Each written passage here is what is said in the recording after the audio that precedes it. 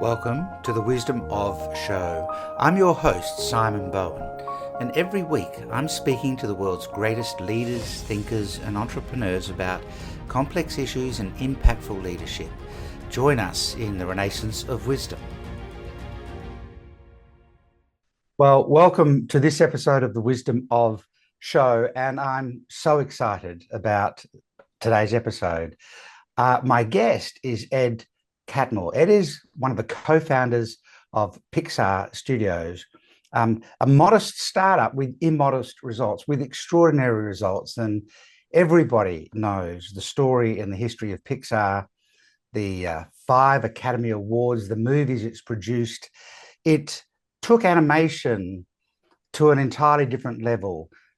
Disney had created 4 really successful animated movies and had seen that animation as the future of what they were doing.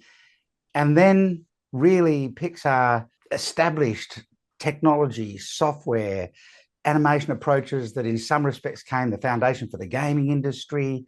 That also drove Disney to new levels, particularly after Disney acquired Pixar Studios. Ed became the president of Disney Animations and has an astounding list of accomplishments and awards.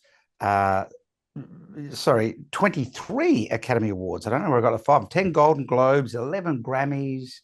And that by itself is enough without talking about the business experiences and the wisdom that you've shared over time.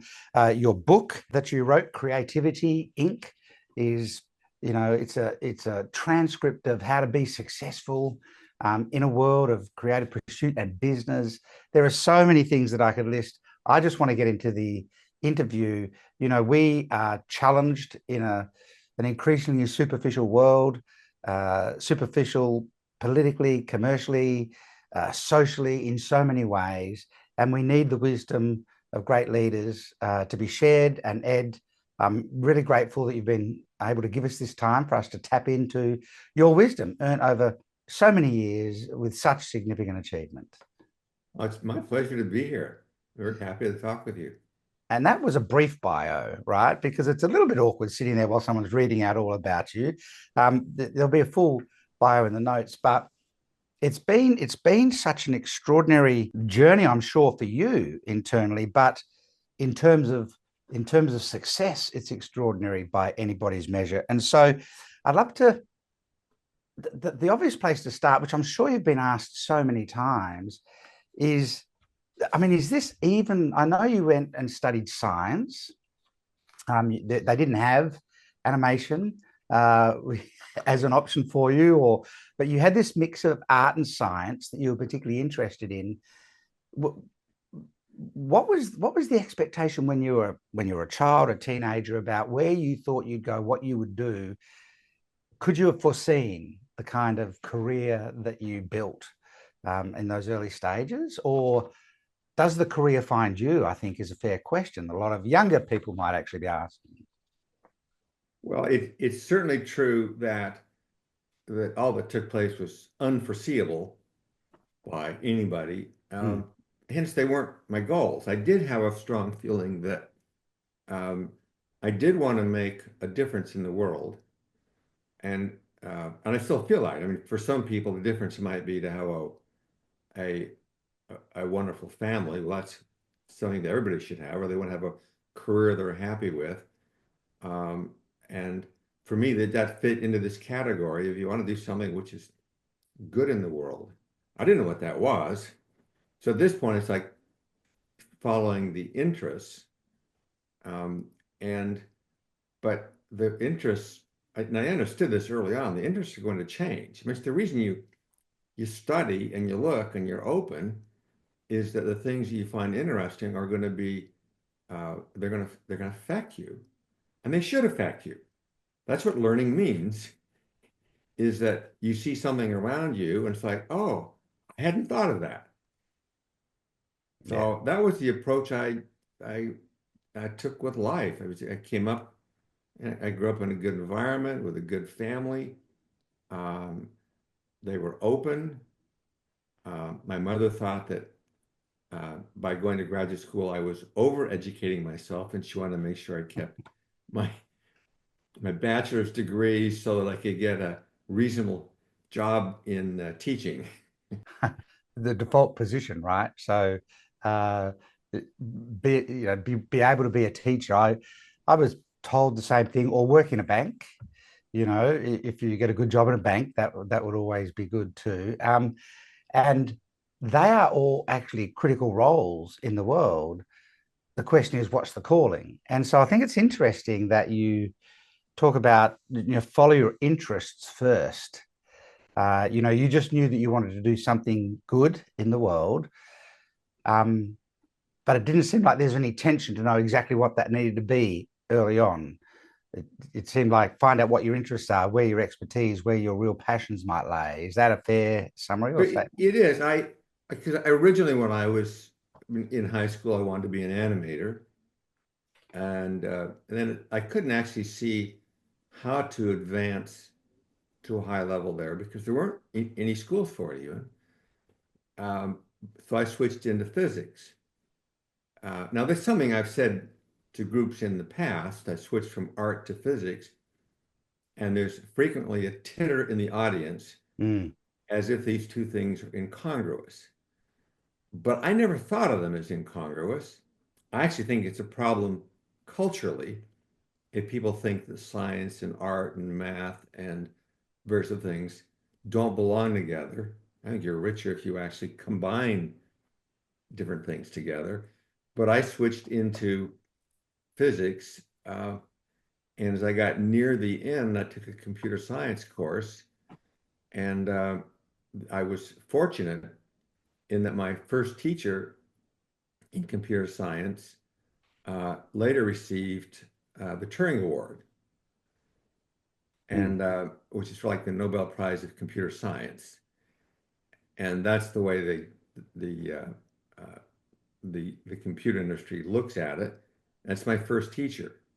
My Ah, second teacher also received the Turing Award when I was in grad school, but all of a sudden I realized I'm now at the beginning of a new industry.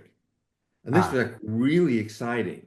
yeah, So it was just like, okay, I just learned something new, found somebody inspirational who got me to think in a different way. Actually, two people got me to think in very different ways, and it changed my life, changed the course. yeah, absolutely. And I think that realization that at the time, you were at the beginning of a new industry. And I think as I look over my working life, um, it there's always been a new industry. There's always been a beginning of a new industry, and aren't we right on the cusp now with AI, with who knows how many kinds of industries or changes? So there's always a new opportunity. There's always something new to pursue. There's always something to be creative about. And the moment you talk about a new industry or something new, we are talking about being creative. I think I'm with you. I think science is an incredibly creative practice, just as art is a creative practice, and because it's about creating something new. So if we lean into Pixar Studios, I suspect you didn't head into the founding of that company. Well, you might have done. I'll let you answer that. Did you head into it with the vision of what the end game would look like, or did you head into? Was it triggered by something else, and you just had an eye on doing something great with this and continued to build it as we go? I'm really interested in that early leap, the trigger into it, and whether it was because so many people are told, you've got to set your vision and be clear about where you want the company to go. And I wonder often if the most successful companies could have even possibly predicted what the vision would actually be, by the time they get down the track. It's often so much bigger than anyone could have thought. So I'd love to kind of I unpack that mean, early honestly, stage. I've seen a lot of companies that had a big vision that actually got stuck on the vision and it screwed them up. Right. So the answer for me was that when I took that second course, which is when I was in graduate school, it Mm. was the Foundations for Computer Graphics. At this point, there was now a connection between the technical side and the original artistic side. And I thought, we're really early. And my first, it was a class project, which at the time was extremely difficult, but I like taking on something which was difficult but not impossible. Right. So I made that little, it's black and white with polygons of my left hand, um, and I was just hooked. So I then worked on making curved surfaces, but I thought, okay, this can be made. You can develop to this to the point where you can make a movie. So the driving force for 20 years was to get the technology to the point where you could make a movie. Ah, Now, at every stage, I learned some important life lesson, but one of the things I got as a life lesson out of Utah when I left after 4 years of graduate school was I loved that environment and I wanted to have that kind of culture with me for the rest of my life. So I walked away with that I had a goal and a view of the culture, the way that people work together. And then I went to New York for 5 years and I was then trying to build the culture and I made a bunch of mistakes and I did some things right. And when I left New York Tech to go to Lucasfilm, because we wanted to be with real filmmakers as part of yeah. this goal, at that point, I realized, well, half of my theories about building a culture were a crock. But the important life lesson for me was that when I would make new decisions at Lucasfilm, I would probably have the same ratio of right to wrong, like half and half. I Yeah. was right. But the important lesson, though, was not that half right, half wrong, because you don't have a good way of really counting those things. Yeah. The important thing is to understand that you're wrong more than you think you are. And that's Interesting. been important for me. Interesting. I was listening to you talk about culture in a different interview that you did, and you talk about when you bring teams together, on a project, and the first attempt is almost always really bad. It's usually, and then the team needs to come together and work on it, and you need the team to gel. And sometimes it doesn't gel, and so sometimes there's almost always some kind of reset, required. You have to do something. I'd love you to lean in on some of your, most important lessons about culture for leaders of organizations to think about. I think you've got some unique and interesting perspectives on culture that are particularly applicable. I'd love you to lean in a bit deeper in on culture because no doubt you build a winning culture, a successful culture across more than one, company. What are some of the big takeaways for you in terms of culture for leaders to think through? Well, since you don't get things right the first time, Mm, then who's responsible for fixing the problems? And I think one of the important elements to understand is that if if the other people around you have responsibility for it, because they all know that's not working if there's a problem, yeah, but if they feel they're part of fixing it, then they also own it. And what you want to have in any culture is the people around you feel like they have an ownership of the culture. And I will tell you, there are a lot of times in which I did something and somebody will come in and tell me that I made a mistake. Now, the fact that they would come in and tell me I made a mistake meant that they felt like I had done something against what they thought the culture should be because they were part owners of it. right. That's awesome. Yeah, And, yeah, and it's and even when Disney bought Pixar, then the entire company was not very happy because they didn't want their culture to get rolled over by a large corporation. And yeah. that was good.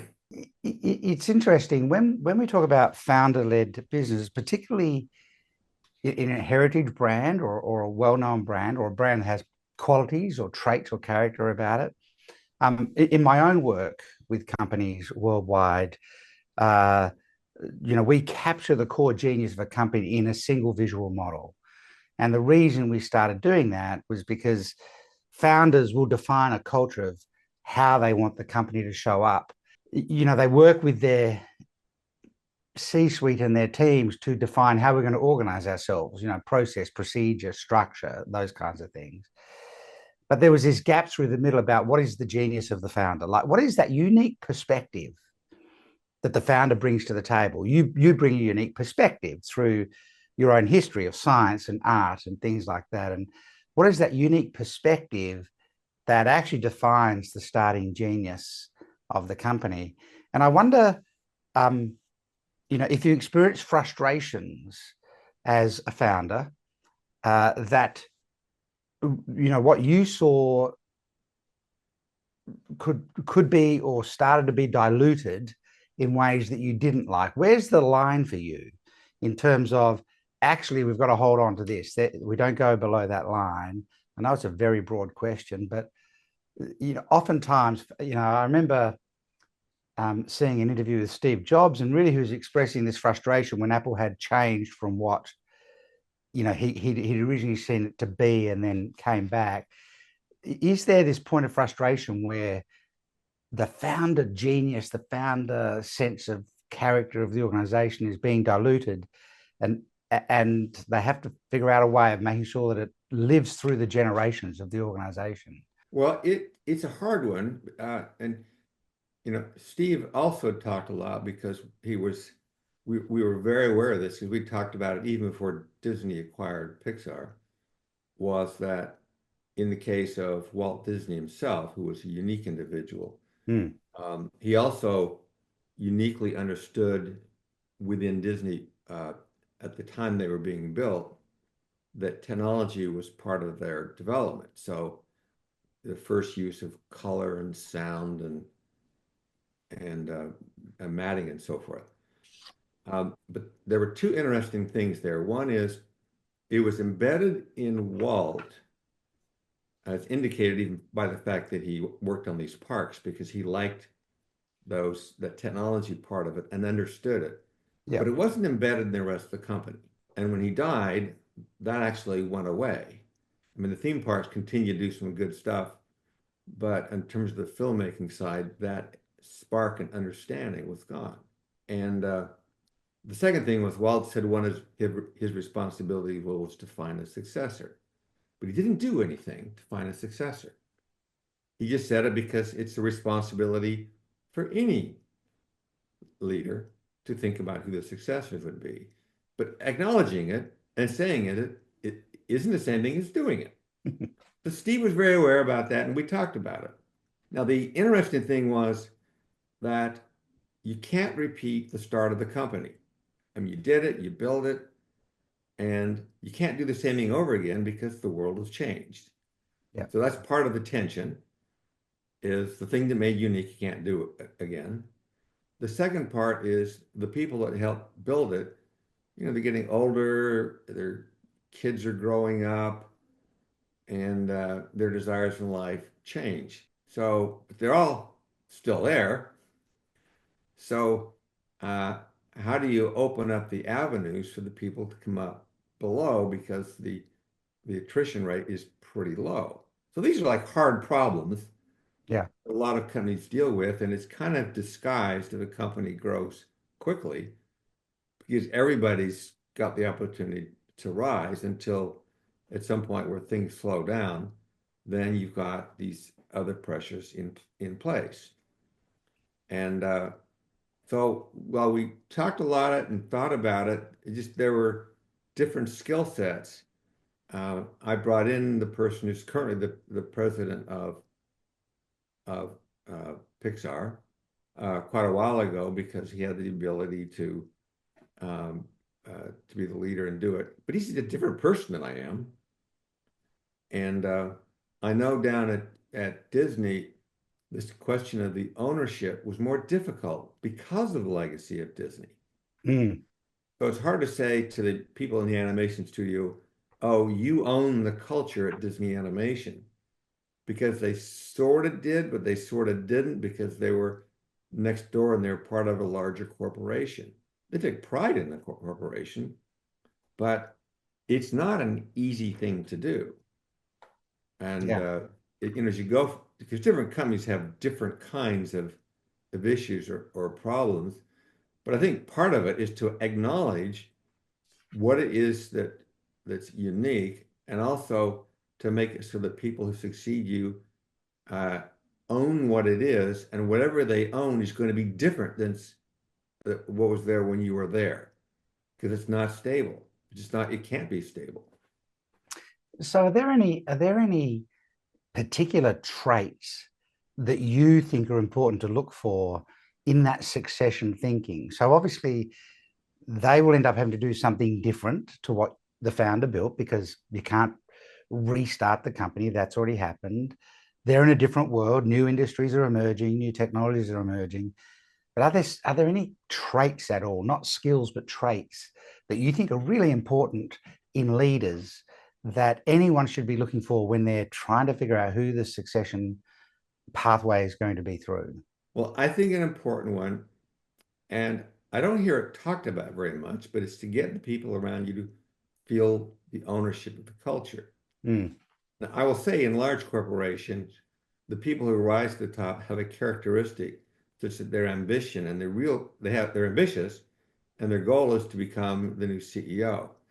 That's a different kind of ambition than building a company where a lot of people feel ownership of it. mm, So I don't often hear larger companies talking about the general people around them feeling like they have ownership of the company. Sometimes they conflate ownership of the culture with ownership of stock yeah, or control.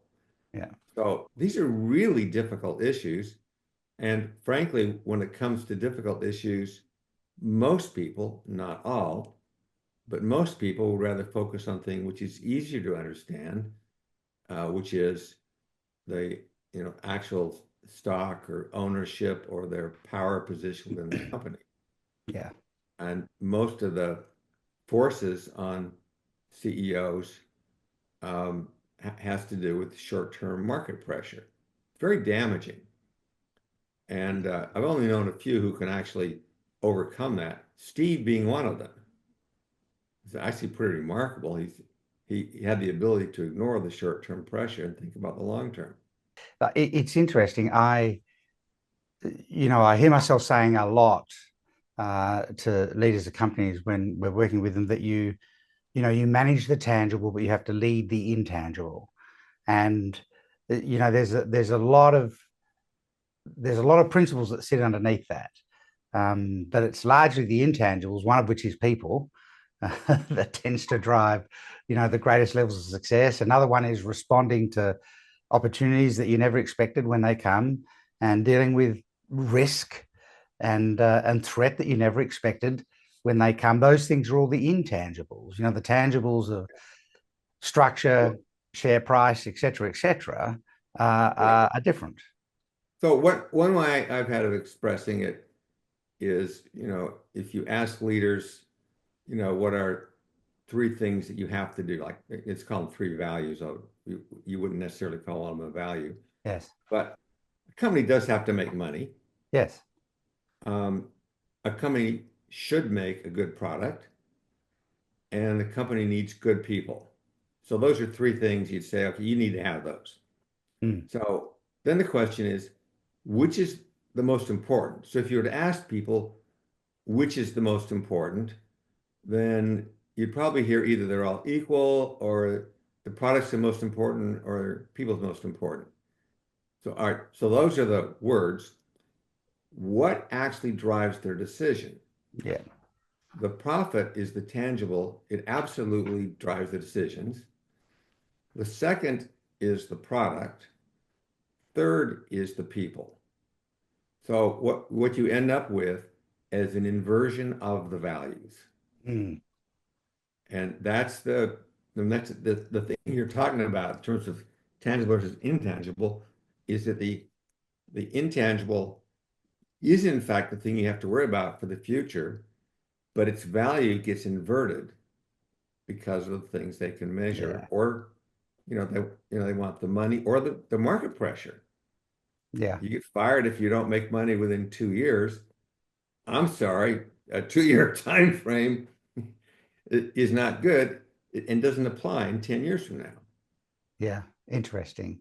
And we hear leaders all the time saying our people are our greatest asset, but in tangible terms, they appear on the P&L as an expense, not on the balance sheet as an asset. We don't actually, under an industrial age accounting model, we don't actually count them as an asset in the tangible mechanism that we use to track the assets, the liabilities, the revenue and expense of a company. So they're an expendable expense rather than a real asset Yeah, to that's a build. good point. I hadn't thought about that. But since they're listed as an expense, Yeah, and then you have to cut expenses, yeah, then you're not cutting out an asset, you're actually cutting out an expense. correct.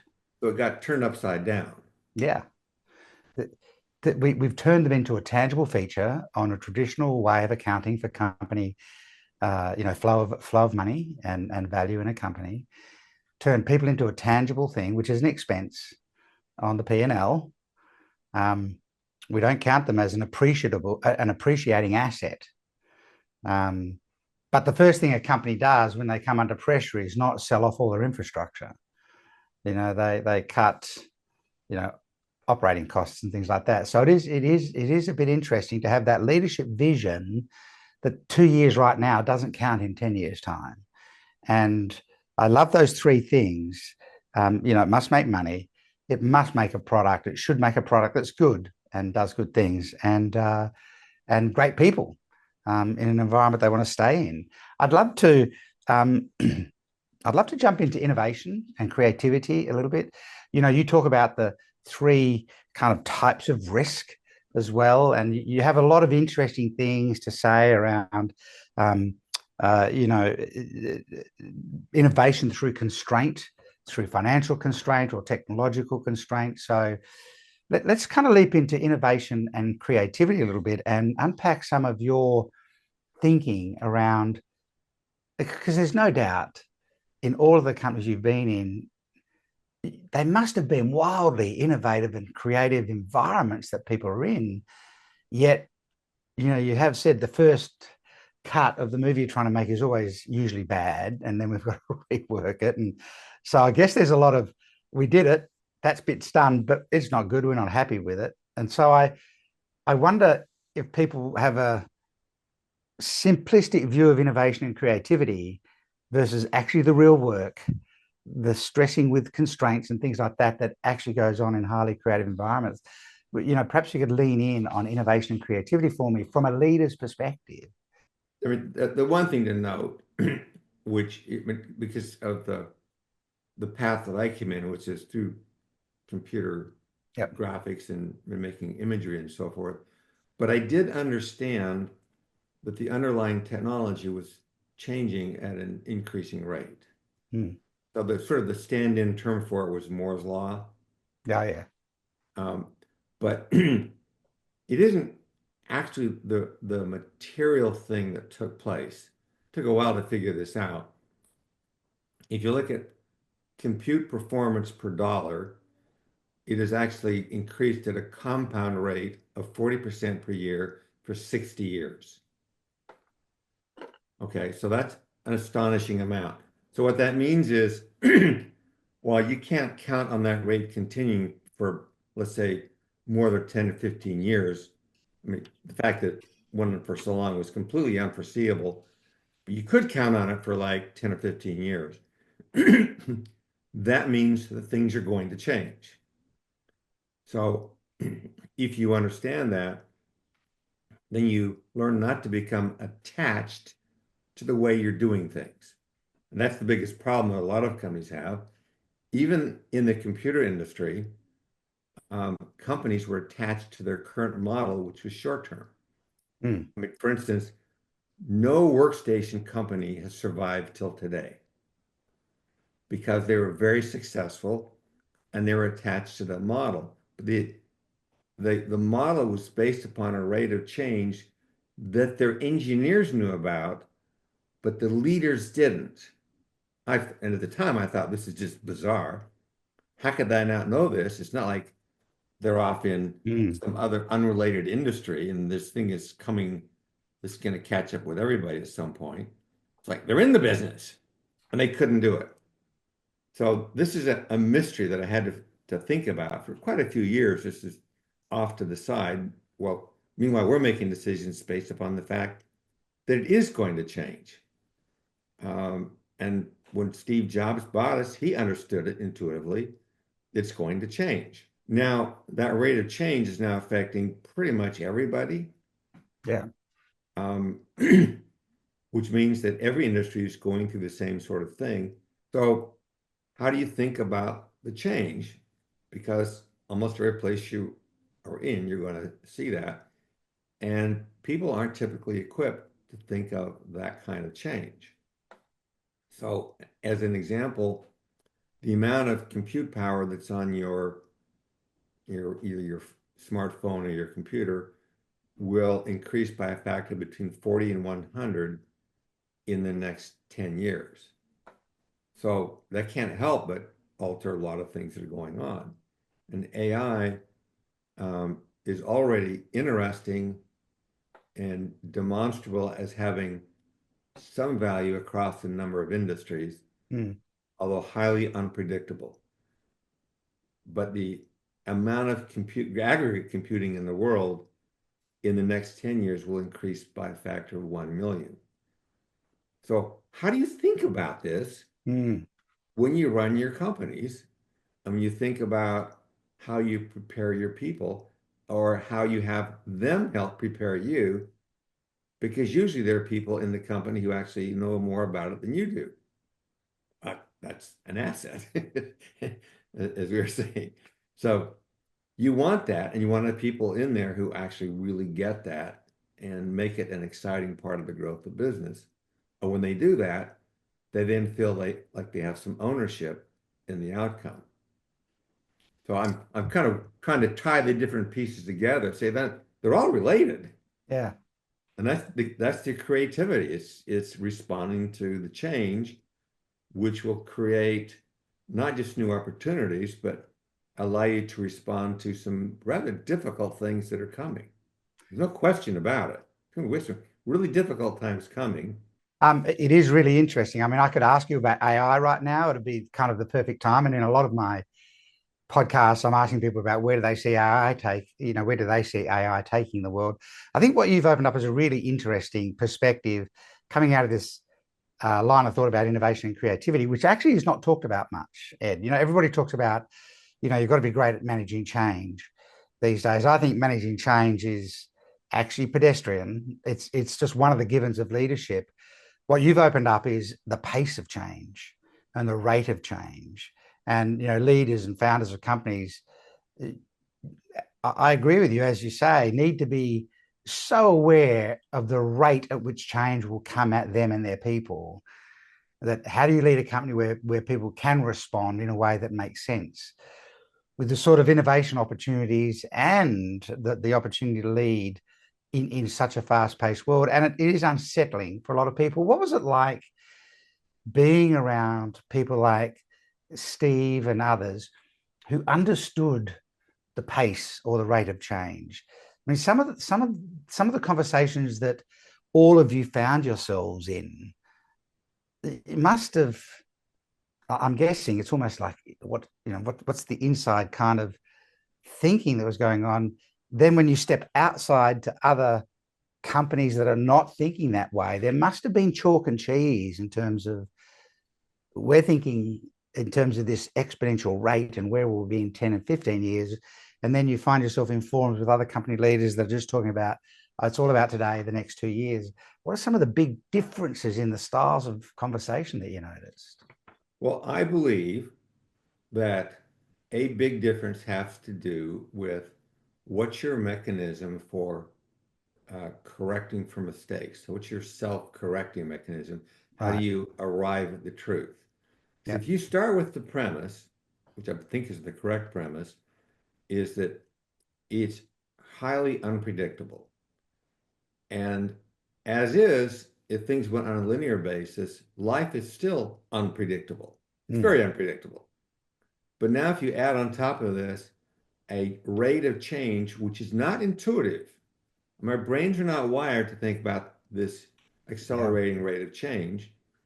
uh, even though that sort of exponential kind of compound changes exists through history, and we've seen it, like when fruit goes moldy, you see a little bit, and all of a sudden, boom, it's all gone.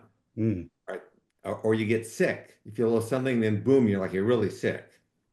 So those kinds of things have always been there, but we don't have a way to think about them because of the rate, or if you look at pandemics, people didn't actually know. They just knew that a lot of people got sick and a lot of people died at the Black Death or something like that. It's not brain model. So we can't even relate it at all to the rate of change in business. And for the things that we're changing at an accelerating rate, like compound interest in the bank, because it's a slow compound growth. It's just not built into our brains. Now we've got one component, which is the technical one, and it isn't just the speed of computing, it's the size of sensors, um, and then the discovery of DNA, and all of a sudden breakthroughs which are changing the way medicine's done. So they're hard to get our head around, which means that we have to start by saying, I don't know what's going to happen in 4 or 5, and certainly in 10 years. I really don't know. So if I don't know, what do I do? Well, I have to do something. So I'm going to make a decision, but what's your correcting mechanism, or what's your truth finding mechanism? And different groups have pretty good ones. Most of them are actually pretty bad at it because the leader thinks their job is to know the answer. It's Mm. not. It's like, get over it. But it's really hard because in mental, they think their job is they've earned the way to be on top and to make the decisions. Yeah. So for me, there are two examples. One was within Pixar for the films. Every few months, we have a screening of each film, and then we have a meeting which is run in a certain way. We call it the brain trust meeting. It's not actually a set group of people, it's a way of running a meeting which acknowledges the vulnerability of the director of the film. It acknowledges the fact that there are problems. And we typically don't even use the terminology of failure. Right. So if something doesn't work, then okay, it didn't work. So it isn't like we always avoid the word failure, because every once in a while there actually is a real failure of some sort with software or management failure or something like that. But for normal working where you're trying stuff and you know that it's not going to work, we don't use the terminology of failure because the expectation is we're all trying to fix the problem. We're all trying to help each other. And it's a difficult process. So you don't want to put on a psychic load that they're a failure. Rather, they are doing what they're supposed to do, which is to solve the problem. So Mm. that's a mechanism that we use that's been very effective. Another one, which is uh, uh, when I tell people this, they're surprised. Pixar was a public company for 10 years. Steve was the chairman of the board of directors. Steve had the controlling interest of the company, so he picked the board of directors. Okay. During those 10 years, Steve fired 2 members of the board of directors. The reason he fired them was because they never disagreed. He Wow. said if they never disagree, then they aren't providing any value to the company. Interesting. So in other words, Steve wanted somebody who would disagree with him because that was his self-correcting mechanism. Interesting. So now when we go to Apple and the iPhone, there's a book. It's actually a great book, except for 2 things in the book where the person thought it was a failure on Steve's part, and he missed the important thing. And it had to do with the iPhone, because when Steve acknowledged, or excuse me, he's the one that's brought it up, he said there's an end to the growth of the workstation. We need something else. He wanted to come out with an iPad as the next product. his executives didn't agree, and they had these disagreements. And in the end, they convinced him to go with the phone instead. So disagreement, Steve yields. Now, everybody's still there through the whole thing. It's just kind of what they do. And it turns out to have been the best decision. Then, as the phone was coming out, there was another disagreement. The executives thought that the apps should be open, and Steve thought they should be controlled by Apple. And again, they had a debate, and this time, Steve, who's the final word on this, Steve actually prevailed and had it so it was a closed system. But he realized within 4 months that it was a mistake, and they switched over. And then 1 year after the first phone came out, they opened up the App Store. Uh, Again, everybody was there the whole time. Nobody got fired. It was just the error correcting mechanism that was in place. And the reason I was critical of the book is the book said that showed a weakness on Steve's part, when in fact what it showed was the strength on Steve's Yes. part, because he had people there who would disagree with him.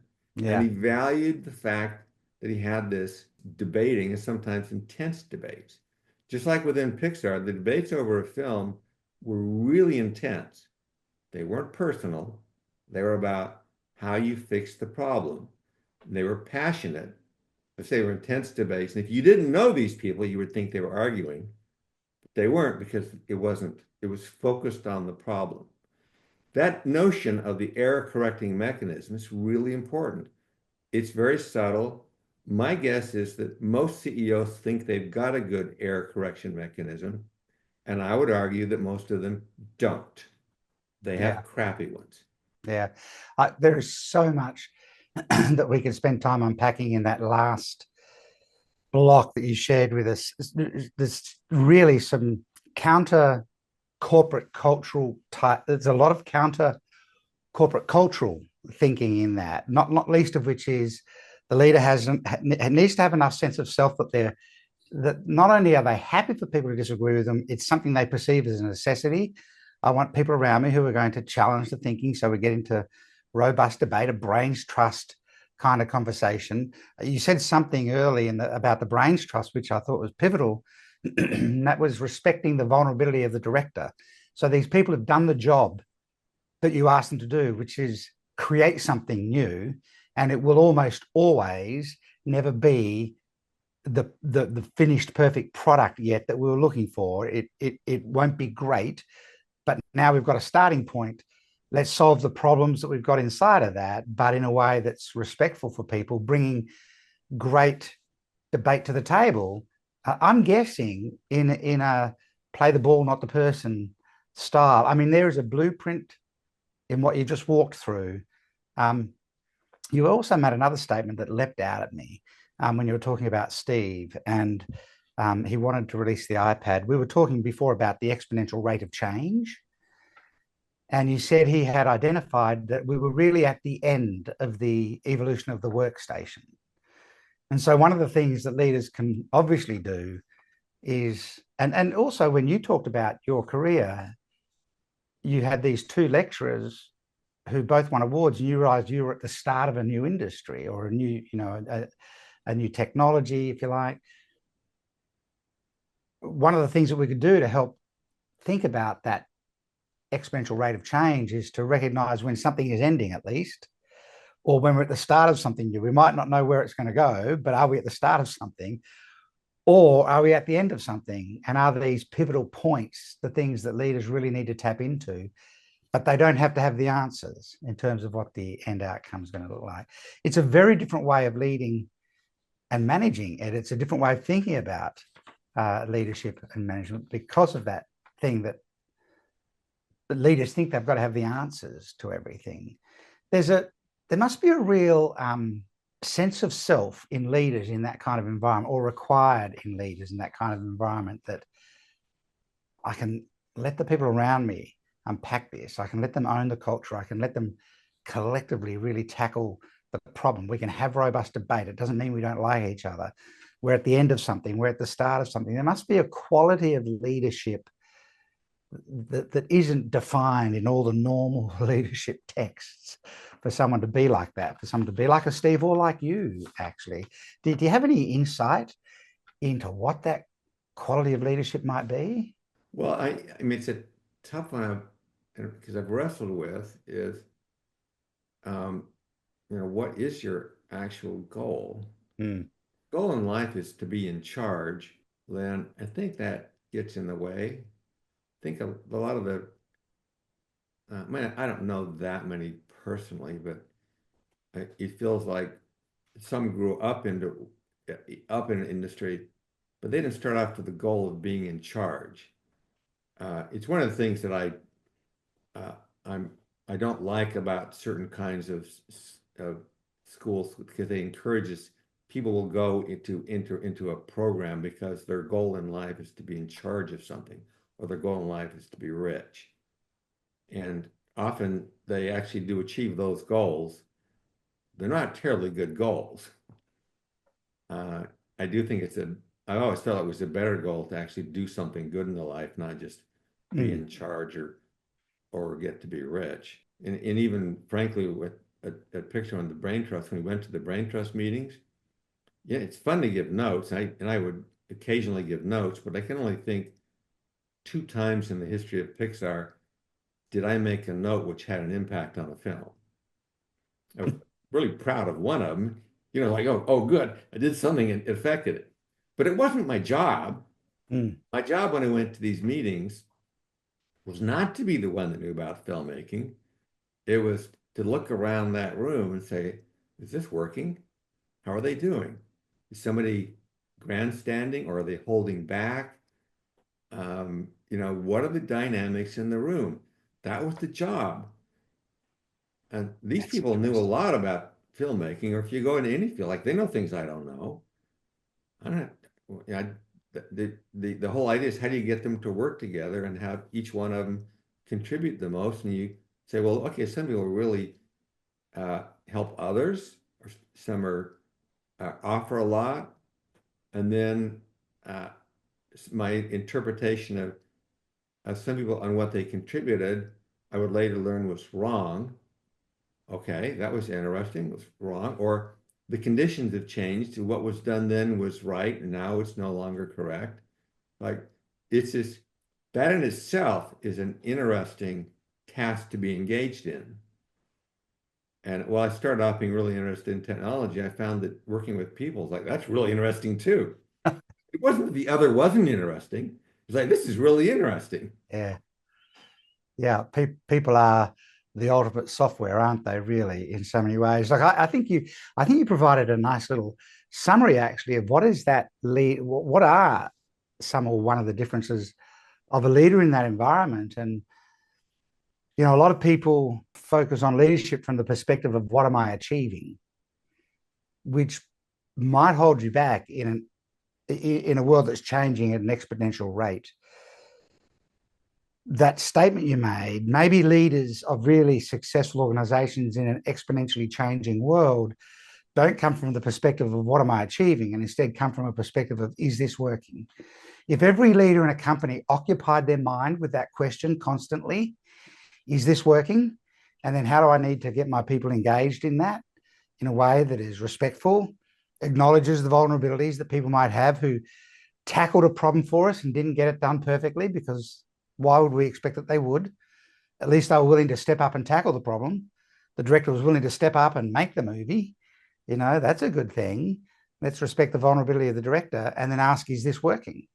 What's the problem? Are the people in this room solving that problem, and is this working? I think that is a great leadership question for leaders just to ask themselves in all environments. Is this working? And it's not the normal leadership type question. In fact, once again, it could be countercultural to normal organizational thinking. I'm conscious of time. I would love to just lastly, there's two things I wanted to ask you. I'd love you to outline the kind of the three levels of risk I've heard you speaking about, before, and I've heard you talk through what is it that you want. What are the consequences when you've got it figured out, lock and load it, risk in terms of technology, team, and ideas. And you talk a lot about risk, which will go hand in hand with the comment you made before about, it's the mechanism for how you adjust when you don't use the word failure, but, how do you adjust when things didn't map exactly how you thought? I'd love to get a take on risk, a 60-second soundbite on where you think the future of animation potentially is headed. And then I've got three quick questions to wrap up with. But I'd love to get your perspective on risk a little bit. Well, yeah, on the risk, if you're starting something new, then in essence, you got the risk of the project you're taking. The other one is the risk on the people and the Yep. risk of the technology that you've got. So they're all three risky things. And if you have all new people do something every time, then it, you know, that increased risk. But Yep. sometimes, I mean, when he made Toy Story, nobody knew what they were doing, so he had no choice. Um, on the content, like in the case of films, the way you get lower risk is you make a story which is derivative of something else. So if that's all you do is derivative ones, then you are being creative. Mm, But sometimes a sequel actually is the right thing to do, and it's all, none of these are easy. So even if it's a sequel, it's hard, but um, so you got a balance between like doing sequels or doing something was original. And then with the technology, if you have all new tools, then everybody has to learn everything at the same time they're doing other stuff. All right, that's too hard. If you don't have new tools, then you have less risk on the tools, but then you get, over time, you get behind. So you have to mm, make some balance of risk, but there's still higher risk across the balance of three. mm, The next stage, which is the big stage, is that of fixing the mistakes that you made, because you're going to make them. So mm, that's the self-correction mechanism, the brain trust, and everything like that. It's fixing the technology, uh, making sure that you got the right balance of people in there because you get some of it right and some wrong. Um, and and again, the product, all those things, that's the hard work. Then you get to the point where like the end is near, but you got a lot of work. It's actually where a lot of the expense is because now you put everybody on this, you got to get it out. You're in lock and load mode, but you still have some risk. And if the story isn't working in the case of a film and you make a change late, it's pretty expensive. But things still will happen. So you just acknowledge that the likelihood of something going wrong decreases over time, the costs go up, but you have to think about different kinds of risk depending upon where you are. So that was the main thing about the risk with having the ability to correct errors when they happen and the willingness to do it. fantastic. And, the project, is this relevant? The people, are we going to get a creative solution that can have some level of risk control? Technology, do we get leverage out of this? Also in a way that's going to allow us to create something new through these Oh yeah, the phases. thing was is not to think about risk in the same way because some people have a view of risk. Yeah, It's like, no, our thinking has got to change over time, yeah. depending on where we are. And, people have a view around risk that it's all about risk mitigation as opposed to acceptable risk and a level of acceptance at phases, knowing that like when you made um, Toy Story, there was no one knew. So there's a level of risk attached to that you have to step into the unknown, if you like, into the chaos Yeah, of and it the was unknown. existential for the company too. So Yeah. But all progress is on the other side of chaos. And so, we've got to find a way of getting into chaos, right? that's Uh, right. and thinking about risk in the middle of it some way rather than avoiding chaos altogether. Where do you see the future of animation headed if, in fact, it's even predictable in any way? I mean, it seems Well, to the have gone one along thing so that will far. happen, if you think about, let's say the the phones are good enough that you can actually shoot feature quality material. Yes. How many? feature quality films are now enabled because everybody has a phone that is capable of doing it? Mm. The answer is the number hasn't changed at all because you have to learn a lot of other things before you even knew how to use any camera, let alone one that's nothing compared to what it used to be. But it enabled, of course, a whole bunch of short videos, which we see all over the place. So the question with animation is what happens with AI and generative AI? Yeah. Number one, it will absolutely change things. It will enable a lot of C-level stuff to be made fairly inexpensively.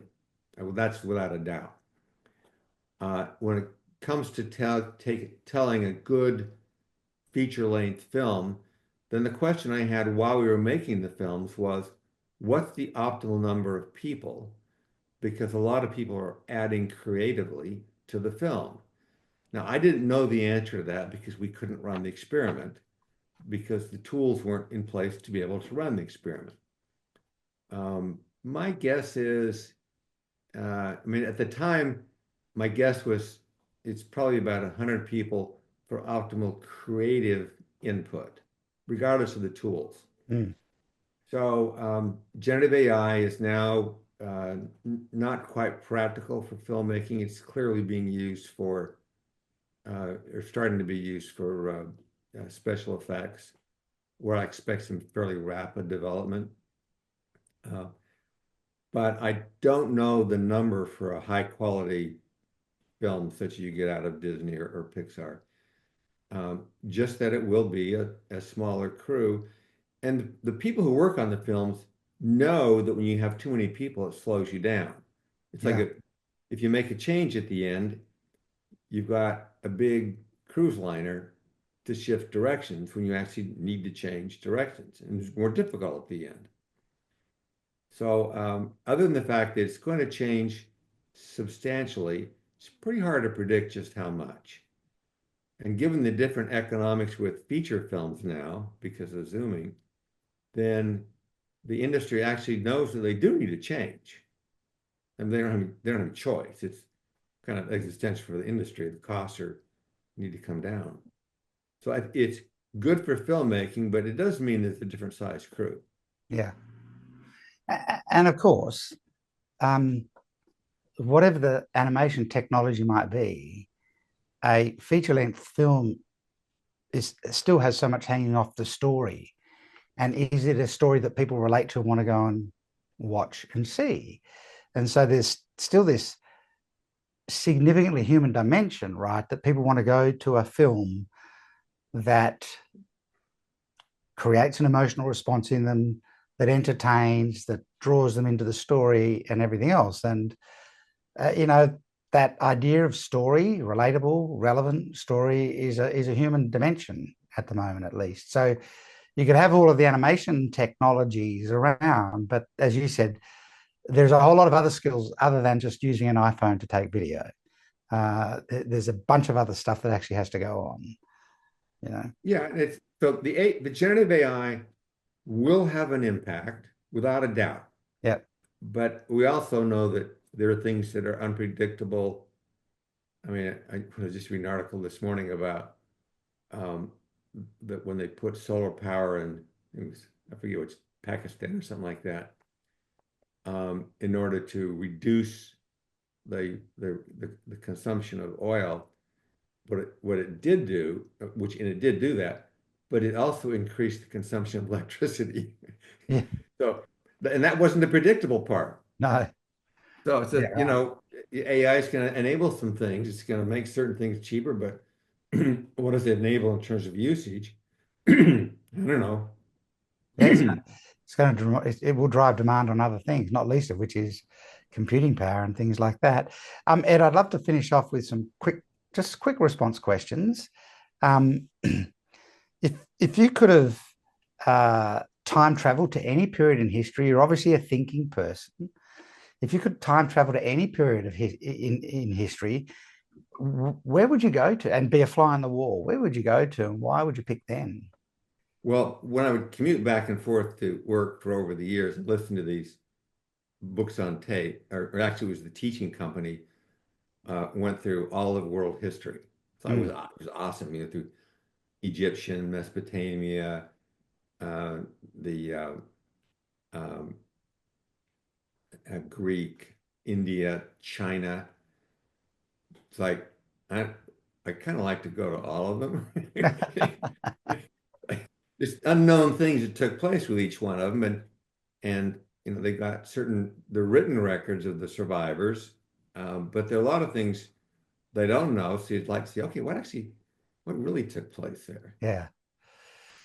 And interestingly, what were the technologies really, you know, in Yeah. those times? Yeah. If you have invented things, um, but if you could have invented anything in the world, what would you love to have your name next to as being the inventor of?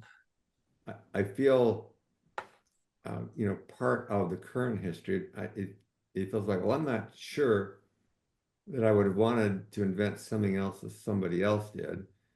I like, I feel very comfortable with the life I've had, And what you have? largely because um, even when because I've received some awards, but um, there wasn't anything as rewarding as actually certain discussions with people, um, in which the discussion was they weren't looking for me for answers. They felt like they were owning it. And I walk away with this intense feeling of pride over that. It's hard to describe. Some people may not even believe it, but it was a more emotional and a deeper feeling than getting an award. It's a great answer. I've noticed that the best leaders I've ever met with, either through this podcast or working with people, have a degree of healthy humility about what they do, and they recognize the contribution of everyone, as opposed to any level of unhealthy ego about this was my thing that I created. And I just love that answer. The third question may be the toughest. Do you have a favorite Pixar movie? Well, here's the problem, is that I can't see any one of the movies without knowing the backstory. Of course.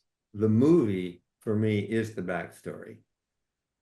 So, whether it's Toy Story or Toy Story 2 or Ratatouille or Coco, each one of them has got this thing that goes along with it. Now, that being said, there are probably four or five which stand out as movies which um, I feel, um, like emotionally they really grabbed me, like Toy Story 3 Yeah. was like this perfect end to a trilogy. Um, Pete Docter's films, Up and Inside Out, um, Yeah. I particularly like, and Coco was very meaningful. And down at Disney was uh, Zootopia was particularly good, as well as Frozen. Now, these are movies that I thought were uh, not only they have good sort of internal stories with them, but just trying to be objective about them. They were, they impacted me in the right kind of way. But Fantastic. there was no single one. No, and I hadn't really thought about you see the film with an entirely different lens as well, because you also see the film and everything that had to happen to even get it there as well. So you have a whole experience around it as much as the film itself. Ed, thank you so much for your time today. You've been so generous with your time. I truly appreciate that. What I'd challenge people to do as you listen to this episode and think through it is that there's been a conversation running today that has been at a spoken level and also at an unspoken level. And certainly at a spoken level, there are a lot of pragmatic, practical things that Ed has shared that any leader or any emerging leader could tap into. But there's been an unspoken conversation that we've been witnessing today, which is the thought process and even the sense of who the leader needs to be, that allows leaders to afford some of the vulnerability to share their first output, even though it's not the perfect result yet, allows for mistakes to be addressed and let's solve the problem rather than viewing it as failure. allows for risk to be viewed through a different lens, allows for leaders to get really focused on the rate of change rather than the change itself, allows for leaders to look for what is ending and what is beginning. It's a different style of leadership. And it's probably the style of leadership that the world needs as we continue to head forward into an exponentially kind of changing world. So Ed, thank you so much for the time you've given us. It's been so generous of you, and such a wonderful insight for people to be able to get inside the story of some of the biggest companies and biggest successes we've had in our kind of modern history. So thank you so much. Well, thank you, Simon. I really appreciated talking with you. Thank you.